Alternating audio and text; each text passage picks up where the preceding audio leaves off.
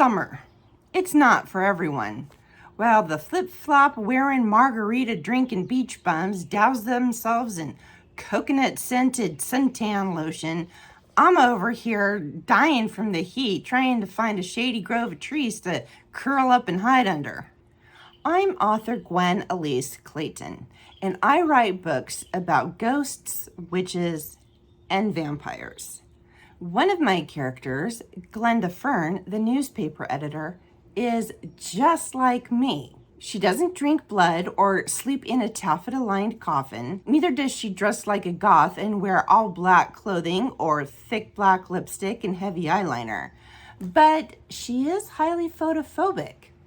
Today, I am going to take you into our little world of heliotorture. I just made that word up.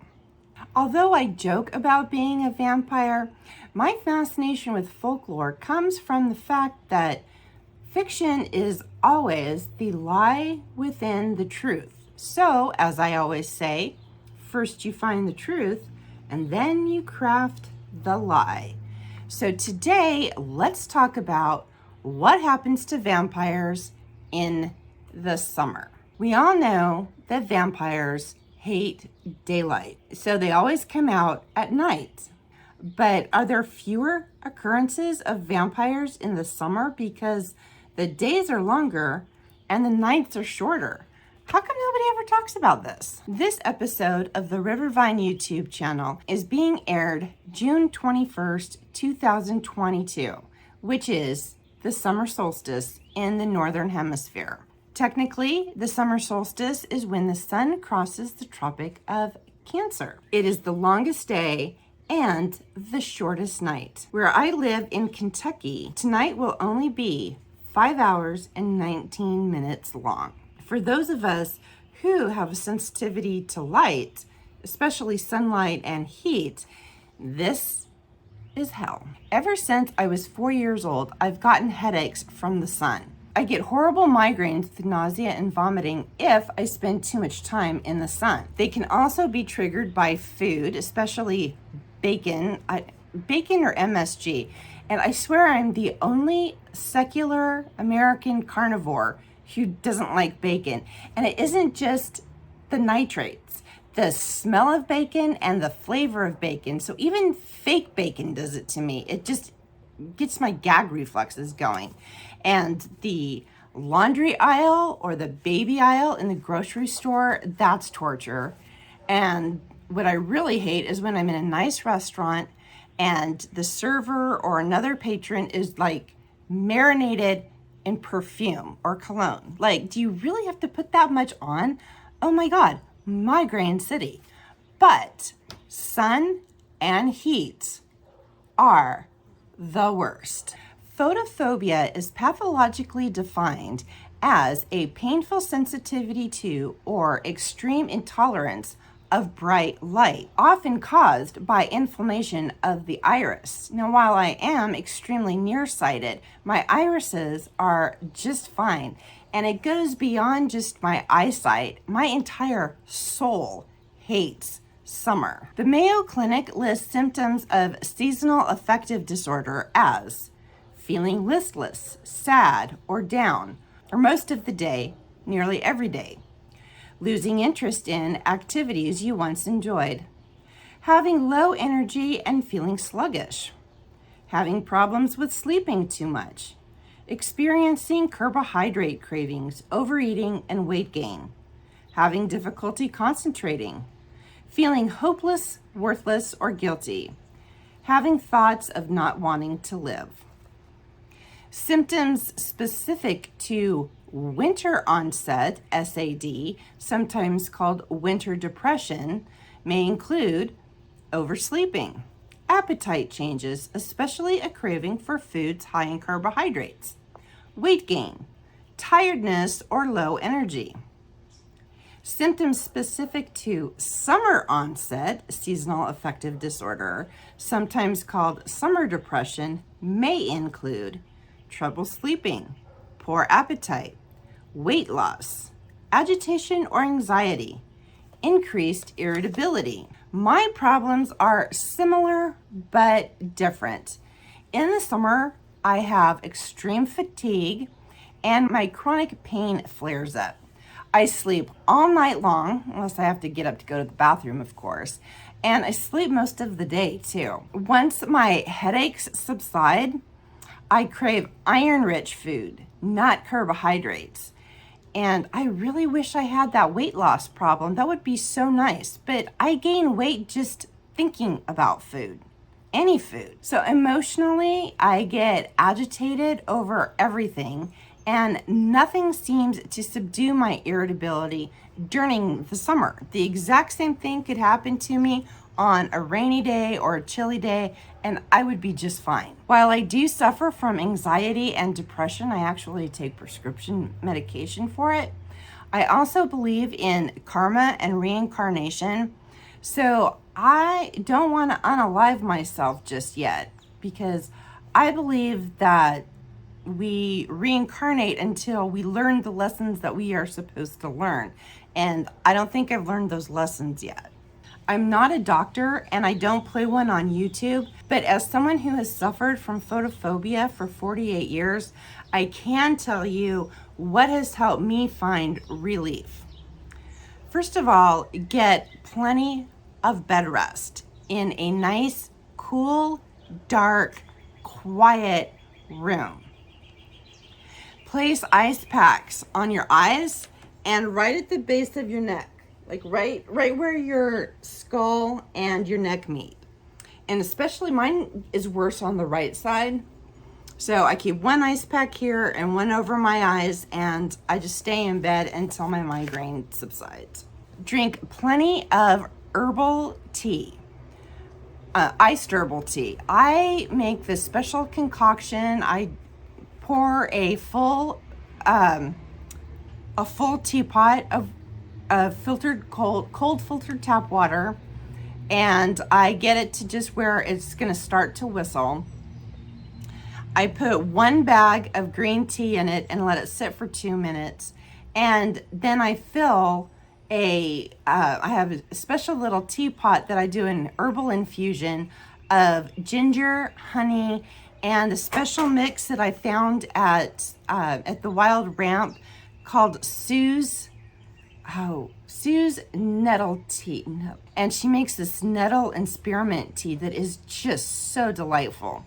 So I just put a few slices of ginger and a little bit of honey, and it is really refreshing after it cools down. I just keep it in the refrigerator all day. I also like to have coconut water, because coconut water has electrolytes in it, and the coconut water that I like only has 10 grams of sugar. And I like that one because some of the other coconut waters or the aloe vera waters or sports drinks, they are just so loaded with sugar, and the older I get, the less I can tolerate it. So, and I don't like artificial sweetener. I want real sugar, just less of it. I also take magnesium supplements, and because I'm not in the sun a lot, my doctor advised me to take vitamin D. And the vitamin D that I take also has calcium and vitamin K in it. When I get loaded down with a really bad headache, I will take 4 over-the-counter ibuprofens, 2 of the Sudafeds, the real Sudafed, the pseudoephedrine hydrochloride, and it's the one that you have to get at the pharmacy. The regular over-the-counter Sudafed decongestant, it's pseudoephedrine something else. That doesn't work. It has to be the pseudoephedrine hydrochloride. And that's the stuff that the tweakers use to make meth. And I hate that. It didn't used to be that way. But anyhow, I take that and a Benadryl. And then I just try to sleep it off and keep staying hydrated. If I'm not sick in bed, I just try to stay in the shade. If I am outdoors, I have to be in the shade. I cannot be in full sun. I will get so sick. And I like to walk barefoot on the cold grass or in a shady area. There is something very grounding, and there's a whole earthing movement even about how important it is to walk barefoot on the ground. And if you can walk barefoot on cold grass in the shade, It really does a lot for your whole spirit. I mean, your body feels better, but your spirit will feel better too. And then I also recommend acupuncture if you can find a good acupuncturist. I've been to several and they've all been really good. The problem with acupuncture is it's not covered by insurance, and they want you to go like once every 2 weeks, and it gets pretty pricey. And right now I just don't have the money for it. There's a really good one named Tanya Zander in Huntington, West Virginia. I really like her, but I can't afford it right now. I do have prescriptions for antidepressants and for non-steroidal anti-inflammatory drugs, and those help a lot too. My first solid food after a migraine is a bowl of Cheerios with milk. And the first actual meal after a migraine is a couple of fried eggs with toast and butter. Oh, another drink that I really like is seltzer water over ice with some sliced blood oranges. I mean, any orange will do, but the blood oranges, there's something about the flavor of blood oranges that I just love, and that dark ruby red color is gorgeous, and I just love to look at it. There's something about seeing that shade of red that does something for my spirit, and I really love it, and the flavor is phenomenal. My headaches usually cease by sunset, and by then I'm starving and I am craving red meat. I want a medium rare steak with steamed broccoli, a baked potato with butter and sour cream, and pair it with orange juice. This has been a staple of mine for a long time. There was one time I went to donate blood and my iron level was too low. So the nurse sent me home and told me to take iron, either eat iron-rich foods or take iron supplements with orange juice, because vitamin C helps the body absorb iron. So I've been doing that. I just automatically I drink orange juice with my steak, and it is so good. It is a perfect food pairing, and I just feel so much better afterward. Salads are not really that easy to digest when I'm coming out of a migraine, but if the migraine's not that bad, I do like to have salad with steak. And so the darker the green lettuce, the better it is, the more chi I get out. I call it chi. I don't know if that's the right word. I just don't know what else to call it. But the darker the green leaf lettuce, the better.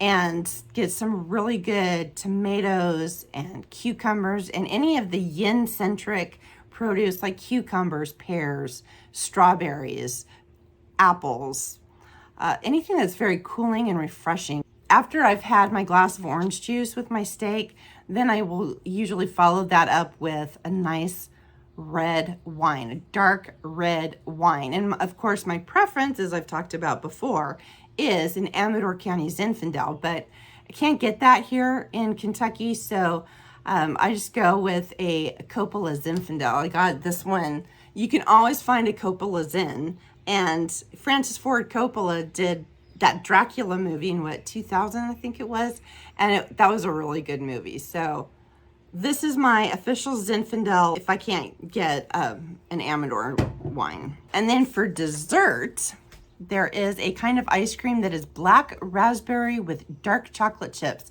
and I'm telling you, it is so good. So that's just a nice, well-balanced food plan for vampires. You don't have to have the alcohol though. That's completely optional. But everything else is what I eat to get my physical and emotional health back in order. As I mentioned earlier, I'm not a goth, but I do wear a lot of black. Black clothing is just comfortable. I'm wearing it now. And it's just a comfortable color to wear. And I tend to wear dark clothes. If it's not black, then it's red, maroon, or navy, or forest green, something like that. But dark colors absorb heat, especially black. Black is really heat absorbing. And if I am just truly miserable, I will wear something that is like sage green or mulberry or slate blue or taupe or gray. So those colors are the subtle, soft earth tones are much more comfortable than the heat absorbing black, and definitely not the bright colors. And ideally, I would like to find cotton clothing, but cotton is really hard to find, especially in my size. Just about everything is a polyester blend. So I take what I can get. Beggars can't be choosers.